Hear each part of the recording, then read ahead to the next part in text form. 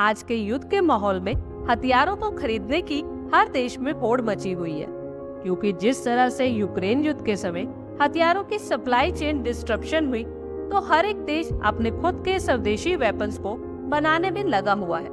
साथ ही ये भी कोशिश कर रहे हैं कि उसमें कम से कम विदेशी इक्विपमेंट्स लगे। फिलहाल भारत के HAL की तरफ से भी एक ऐसी कोशिश की जा रही है HTT-40 में लगने वाली इजेक्शन सीट को लेकर। साल 2015 में उस समय के डिफेंस मिनिस्टर मनोहर पर्रिकर की तरफ से इंटरवेन किया गया और HAL को चैलेंज दिया गया कि आप अगर 1 साल के अंदर टर्बो ट्रेनर एयरक्राफ्ट बना लेते हैं तो फिर आपको ऑर्डर दिया जाएगा।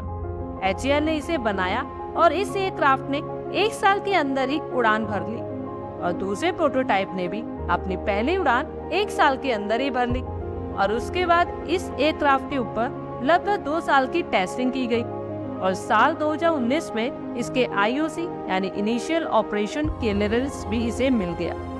डिफेंस रिपोर्ट 2022 के अकॉर्डिंगली भारतीय वायुसेना और HAL के बीच में 6800 करोड़ रुपए की एक डील हुई थी, जिसमें 70 HTT-40 बनने जा रहे हैं। साथ ही 36 यूनिट्स और ऑर्डर किए जाएंगे और डील के अकॉर्डिंगली भारतीय वायुसेना को अपना पहला विमान 2025 में मिलना है।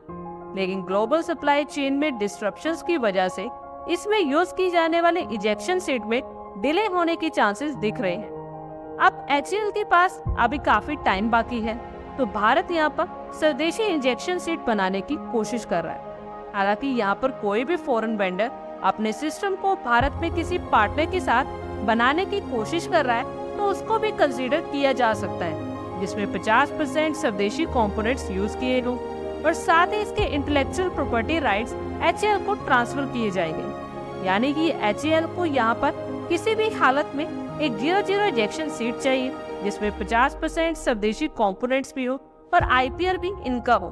अब अगर एक 0-0 इजेक्शन सीट HTT-40 के लिए बना ली जाती है तो उसको काफी आसानी से दूसरे एयरक्राफ्ट के लिए भी मॉडिफाई किया जा सकेगा। हालांकि एग्जिस्टिंग एयरक्राफ्ट के लिए तो ये चेंजेस नहीं किए जाएंगे। बाकी सभी नए एयरक्राफ्ट को ये नई इजेक्शन सीट मिल सकती है। आई होप आपको हमारी ये वीडियो अच्छी लगी होगी और आगे भी इसी तरह के अपडेट्स के लिए हमारे चैनल